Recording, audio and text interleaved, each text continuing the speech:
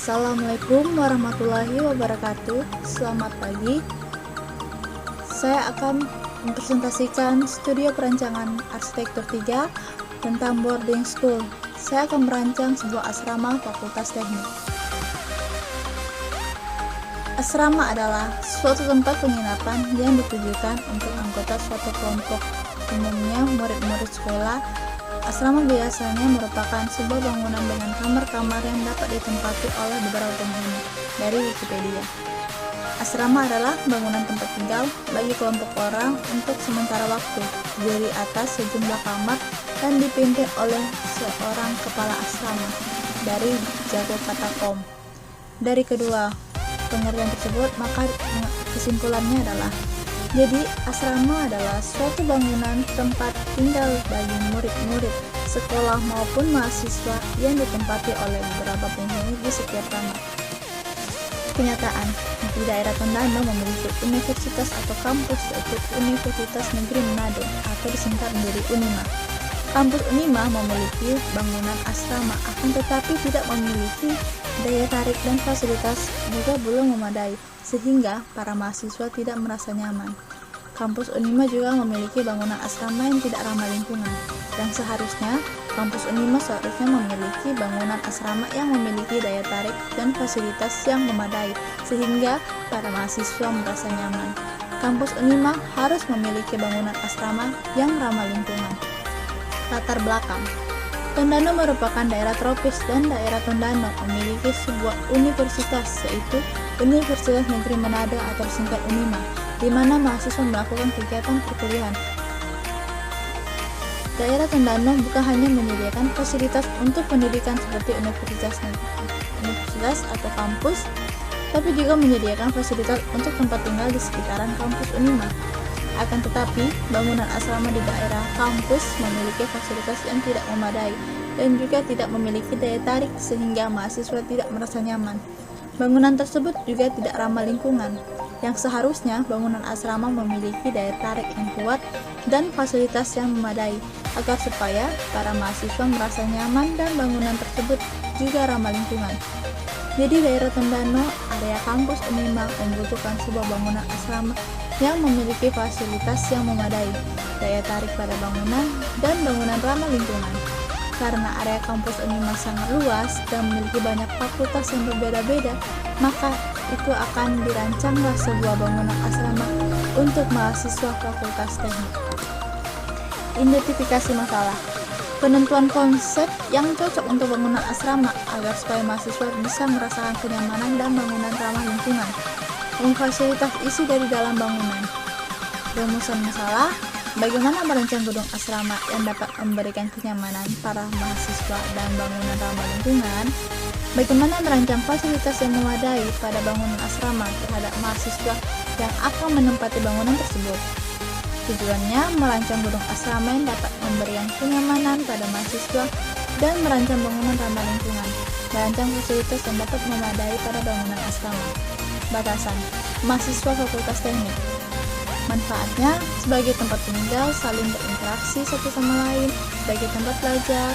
Walaupun banyak tempat kos-kosan dan mahasiswa jauh dari rumah, adapun kos-kosan yang aman dan adapun juga yang tidak aman. Biayanya pun juga mahal jika dibandingkan dengan asrama. Asrama terletak di area kampus, keamanannya pun terjamin dan harganya juga terjangkau. Tema yang saya gunakan adalah tema arsitektur modern. Arsitektur modern adalah gaya atau konsep bangunan yang mengutamakan bentuk bangunan dibandingkan ornamen hias. Konsep yang saya gunakan adalah konsep sustainable. Pembangunan berkelanjutan adalah pembangunan yang bertujuan meningkatkan kualitas hidup orang di seluruh dunia, baik dari generasi sekarang maupun yang akan datang, tanpa mengeksploitasi penggunaan yang sumber daya alam yang melebihi kapasitas dan daya dukung bumi. Di sini ada beberapa studi kasus. Yang pertama, Monash University Logan Hall dari Australia. Di sini juga ada Boisseburg Council and Student Housing dari Jerman. Di sini juga ada asrama ITRI Sounter Taiwan Campus, dia dari Taiwan. Kita masuk ke data non fisik. Data non fisik, di sini ada pengguna. Pengguna ada mahasiswa, satpam, dan kepala asrama. Di sini ada data aktivitas dan kebutuhan ruang, ada aktivitas satpam, kepala asrama, dan aktivitas mahasiswa. Dari aktivitas tersebut, temukanlah ruang-ruang yang akan dibutuhkan pada bangunan tersebut. Data non fisik, hubungan ruang dan pengguna. Di sini bisa dilihat hubungan ruang dan pengguna untuk bangunan tersebut. Hubungan ruang. Di warna merah ada hubungan langsung, warna kuning hubungan tidak langsung, dan yang warna hijau tidak ada hubungan.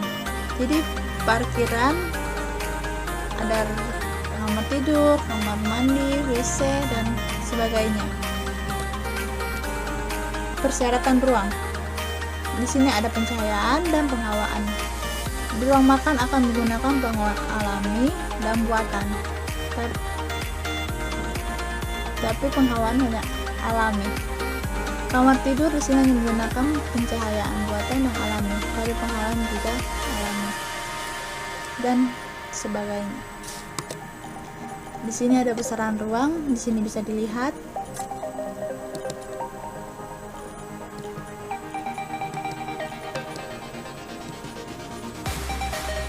Diagram bubble di lantai 1. Ada garis yang warna biru itu berhubungan langsung, warna merah itu hubungan tidak langsung, yang warna ungu itu tidak ada hubungan.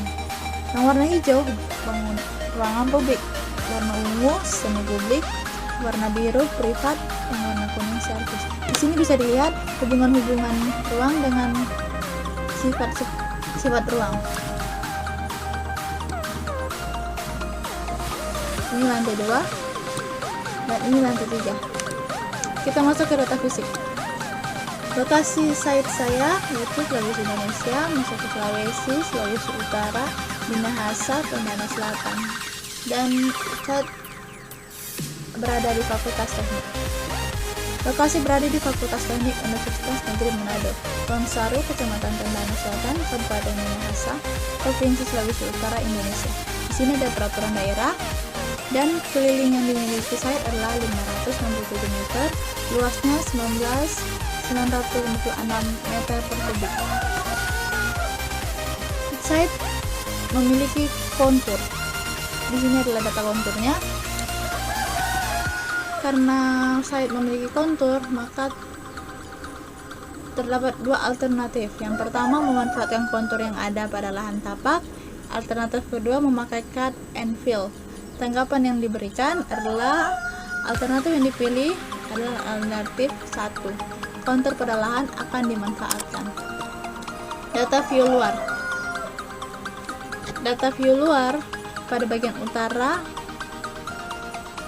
view-nya luar bangunan tidaklah bagus karena saat tersebut terlihat gesang dan yang terlihat hanyalah pepohonan yang lebat. Maka dari itu, pohon-pohon tersebut akan dipangkas agar supaya para penghuni bangunan bisa melihat pemandangan kampus. Pada bagian timur, view luar bangunan tidaklah bagus karena saat tersebut terlihat gesang dan yang terlihat hanyalah pepohonan. Begitu juga dengan selatan dan barat. Dan ada tanggapan pada bagian utara dan barat, pepohonan yang lebat akan dicabut dan akan diberikan beberapa bukaan pada bangunan. Pada bagian timur dan selatan, rumput-rumput yang sudah kering akan dicabut dan akan ditanamkan beberapa tanaman agar terlihat indah. Ini adalah data matahari. Pada site matahari dari pagi sampai sore dapat cahayaan secara langsung. Potensi dan kendala. Sinar matahari dapat mencegah kelembapan dan timbulnya jamur dan dalam bangunan. Sinar matahari dapat menghangatkan bangunan.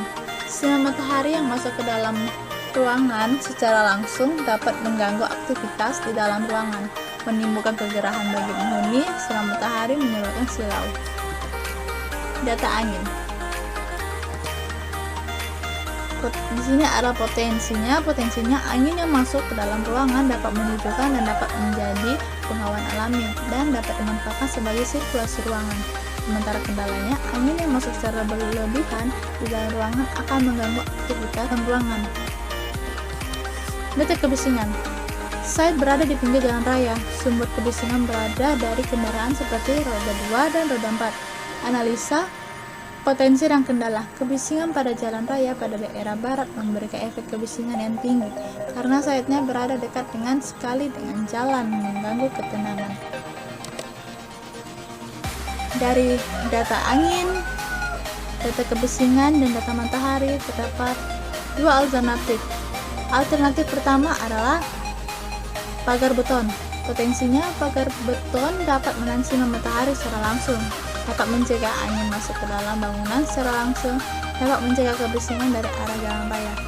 Kendalanya, pagar beton akan terlihat monoton, apalagi jika dibiarkan atau tidak dilap, maka pagar beton tersebut akan berlumut. Angin tersebut tidak dapat masuk ke dalam bangunan karena dihalang dengan pagar beton. Alternatif kedua, memiliki potensi. Vegetasi dapat memecahkan sinar matahari langsung sehingga sinar matahari tidak akan masuk secara langsung ke dalam bangunan. Angin tersebut akan terpecah dengan adanya vegetasi, sehingga angin tersebut akan menyebar. Vegetasi dapat memecahkan suara kebisingan, sehingga suara kebisingan tidak akan masuk secara langsung ke dalam bangunan. Ada tanggapan dari kedua alternatif itu, maka alternatif yang akan dipilih adalah alternatif 2. Pada tapak akan diberikan vegetasi. Ini ada aksesibilitas dari Fakultas Teknik dan kantor pusat. Di sini bisa dilihat. Sirkulasi. Dalam site belum tersedia sirkulasi kendaraan maupun pejalan kaki.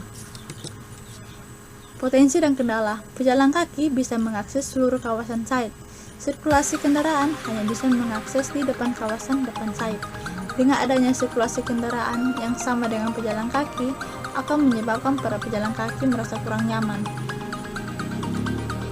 Yang warna kuning itu adalah pejalan kaki, dan garis warna merah putus-putus itu adalah simbol kendaraan. Entrance.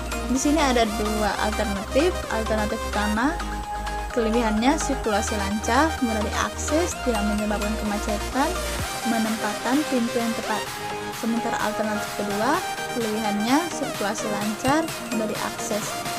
Kekurangannya, risiko terjadi kemacetan, sulit untuk memarkir kendaraan.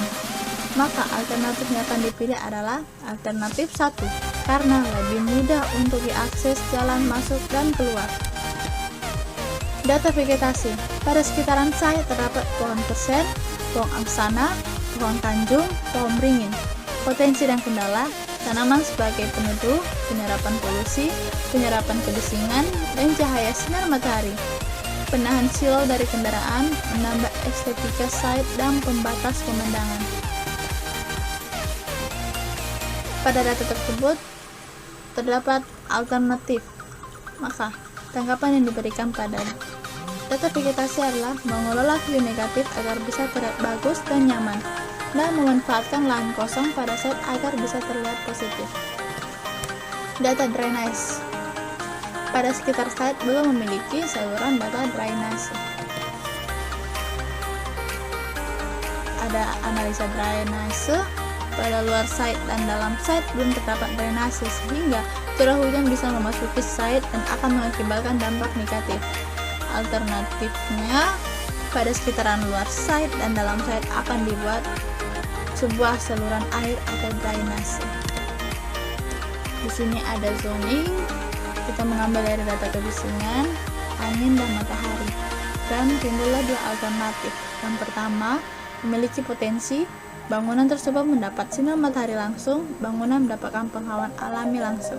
Kendalanya, area publik banyak menerima kebisingan karena site dekat dengan jalan.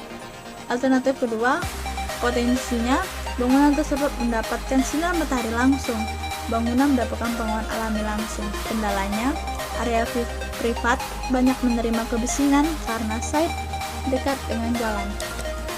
Sintesanya, kriteria yang harus dipenuhi adalah bangunan mendapatkan pencahayaan yang baik agar bangunan yang dihuni akan merasa nyaman dengan mendapatkan pencahayaan pada siang hari, bangunan mendapatkan penghawaan alami, posisi bangunan privat agar tidak banyak menerima kebisingan. Maka alternatif yang akan dipilih adalah alternatif 1. Kriterianya masuk pada bangunan mendapatkan pencahayaan alami, bangunan mendapatkan penghawaan alami. Posisi bangunan privat area tidak banyak menerima kebisingan. Inilah hasil akhir. Perubahan massa dan bentuk bangunan. Bentuk dasar bangunan tersebut adalah kubus dan balok. Dan transformasi bentuk bisa dilihat ini, ada terjadi pengurangan dan terjadi penambahan pada massa atau bentuk bangunan. Struktur dan konstruksi. Struktur yang saya gunakan adalah fondasi penerus dan fondasi pelapak. Konstruksi yang saya gunakan adalah konstruksi atap plat yang akan digunakan pada bangunan asrama. Material yang saya gunakan dinding, lantai. Material yang digunakan pada bangunan asrama yaitu pada bagian dinding digunakan material beton karena material beton bisa menahan panas atau dinginnya yang akan masuk ke dalam bangunan tersebut. Lantai material yang digunakan